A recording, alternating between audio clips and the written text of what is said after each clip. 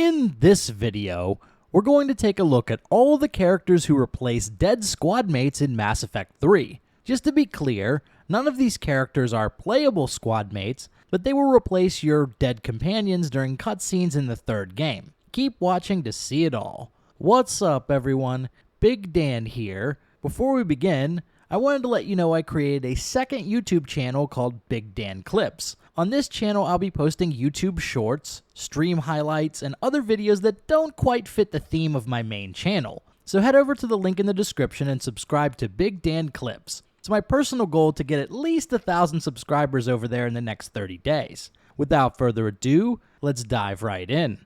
Excluding the Virmire survivor, 14 different squad mates can die before the events of Mass Effect 3. Today, we're going to look at the characters who replace your companions when they give up the ghost. I'm not going to discuss the Virmire survivor in this video because that's an obvious one. If Kaidan dies, the role is filled by Ashley, and if Ash gets nuked, then Kaidan takes her place in Mass Effect 2 and 3. We've all seen it before. But let's start by talking about Wrex's replacement, Urdnot Wreav. If Wrex died on Virmire or wasn't recruited in Mass Effect 1, then he will be replaced by his brother, Wreav, who rises to the top of Clan Urdnot. Wreav is kind of an asshole. While we don't see much of his personality in Mass Effect 2, he plays a major role during the story in Mass Effect 3. Wreav is a stereotypical Krogan, aggressive and out for blood. While Wrex sought to unite the clans and show the galaxy a different side of the Krogan, Wreav takes a quite different approach. He seeks to bludgeon his way to the top, cure the genophage to increase his own power, and breed an army of Krogan to wage war against the Turians, Salarians, and all who oppose him. Interestingly, you can gain the maximum amount of war assets from Priority Tuchanka if Wreav is the only one in power. If Wrex and Eve both died, you can convince Mordin to sabotage the genophage, thus securing him as a war asset in addition to the Salarian First Fleet. Wreav will never discover the sabotage, so the Krogan will still support you in the end as well. Wreav is a thoroughly dislikable but well-written character who definitely makes things interesting. Aside from Wreav, the most fleshed out squadmate replacement has to be Padok Wiks, who will take over Mordin's role during the genophage storyline in Mass Effect 3. Wiks will still be in the game if Mordin is alive, but you can only speak to him briefly during Priority Sirkesh. However, if Mordin died in Mass Effect 2, Wiks will join you on the Normandy and help develop a cure for the genophage. The most memorable thing about Wiks is his odd obsession with Krogan mating practices. I'm hoping it will inspire a resurgence in Krogan sex. I've always wondered how they mated.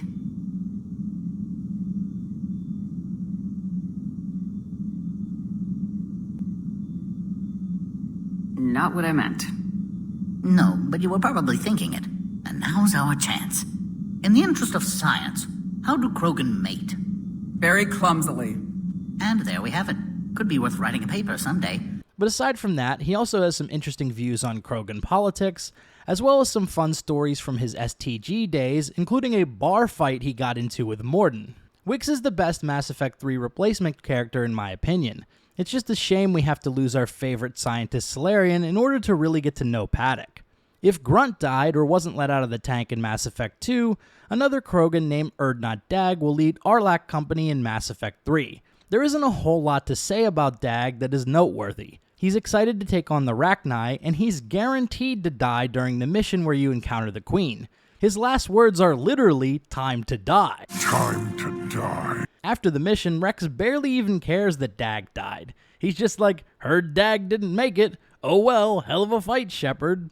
If the psychotic Biotic got bodied during the final mission of Mass Effect 2, her role during the Grissom Academy mission will be played by one of the students, Jason Prangley, aka Ginger Jack. Prangley is one of the top students at Grissom and was specifically targeted for capture by Cerberus according to a logbook we can find during the mission. Ginger Jack leads a heroic charge at the end of the mission to save another student, Rodriguez. Unfortunately, as you make your escape, Homeboy gets ganked by a Cerberus soldier, and you just leave his ass there on the tarmac. R.I.P., buddy. R.I.P.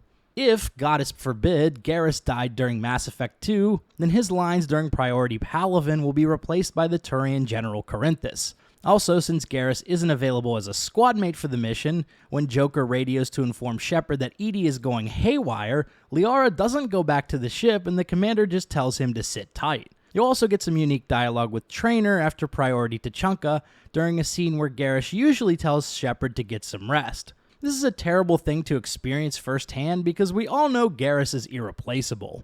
If, goddess forbid, Tali kicks the bucket in Mass Effect 2, it changes the dynamics of the Geth-Quarian conflict in Mass Effect 3. For starters, she will not be with you during the Geth Dreadnought mission, nor the final mission on Rannoch. Her roles are replaced by Quarian Admirals Zen and Raan. Zen is voiced by Claudia Black, who played Morgan in the Dragon Age series as well. She will accompany us during the Geth Dreadnought mission, but stay out of the fighting entirely. I guess she was more of an academic anyway. During the end of the Geth-Quarian War, after you destroy the Reaper, Admiral Raan will be there to greet Shepard on Rannoch. Without Tali, peace is not an available option, so you'll have to choose a side in the conflict. If you side with the Quarians, Raan blasts Legion with a shotgun. And if you side with the Geth, she shoots herself, which barely registers a response from Shepard. So yeah, be sure to keep Tali alive because this outcome is not cool, man.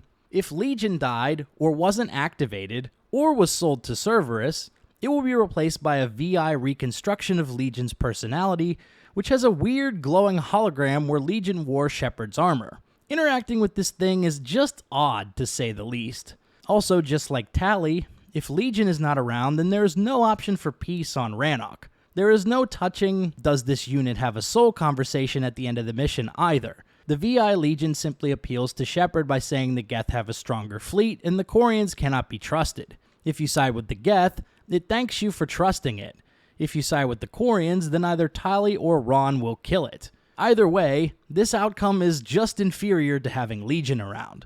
If Thane died during Mass Effect 2, then his dialogue at the beginning of Priority the Citadel 2 will be replaced by Commander Bailey, who warns all ships to stay away from the station since Cerberus took over. Thane's absence also impacts the scene where Kai Lang attempts to assassinate the Salarian Counselor. If you save Kirrahe on Virmire in Mass Effect 1, then he will sacrifice himself to save the Counselor.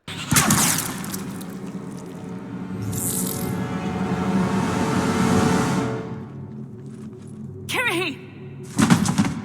If Thane and Kirrahe are both dead, however, then Kai Lang kills the Counselor, and Udina uses fabricated video footage to make it look like Shepard did it. This makes it harder to convince Ashley or Kaidan to stand down during the standoff at the end of the mission. If Miranda didn't survive the Collector base, then her role during the Sanctuary mission will be played by her sister in Mass Effect 3. Interestingly, without Miranda there, Oriana can actually die at the end of this mission. Let me go! Oriana! No! Alternatively, you can let Henry Lawson survive, which is only possible without Miranda, though I'm not sure why you'd want that outcome. Did you send Jacob into the vents at the end of Mass Effect 2? If so, then he'll be replaced by Dr. Weber, aka Old Jake, during the mission to rescue a group of defecting scientists from Cerberus. The guy barely says anything during the mission, and everything is pretty much the same, except that without Jacob there, Bryn won't trust Shepard enough to let you in, and you'll have to fight an extra wave of Cerberus troops at the start of the mission to prove your loyalty. If Kasumi died, or you didn't have the Stolen Memory DLC, then her role is vacant in Mass Effect 3. Throughout the mission to uncover an indoctrinated Hanar, Shepard will only communicate with Jondam Bau, the Salarian Spectre. At the end of the mission, instead of Kasumi rushing in to save the day, Shepard will have to choose between saving the Hanar homeworld from internal sabotage or preventing Jondam Bau from getting choked to death. Either way, you finish the mission with less war assets and support than you would have if Kasumi were still alive.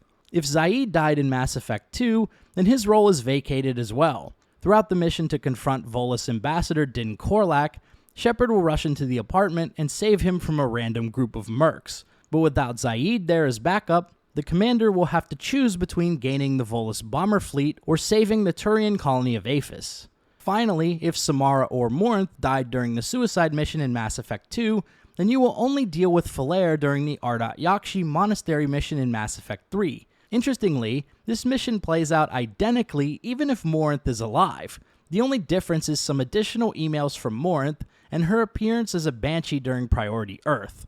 Otherwise, the Urdnot Yakshi mission is far less interesting without Samara around. Shepard doesn't even have any lines like, "Hey, I used to know your mother," or anything like that. It's always interesting to look at these parallel universes and alternate outcomes in Mass Effect 3. While most of these replacement characters don't have that much flavor or added dialogue, it's interesting to see how much additional content BioWare had to create to accommodate for all the squad mates who could potentially die before Mass Effect 3. And some people like Padok Wiks and Urdnot Wreav are incredibly well fleshed out, unique characters in their own right. So there you have it, a look at all the characters who replaced dead squad mates in Mass Effect 3. If you like this video, be sure to subscribe to Big Dan Gaming for more Mass Effect and RPG videos. And also check out Big Dan Clips for shorter videos and stream highlights. We're having a great time over there, so come have a laugh and hit subscribe. Big thanks to all the channel members for supporting my content. Until next time, this has been Big Dan. I should go.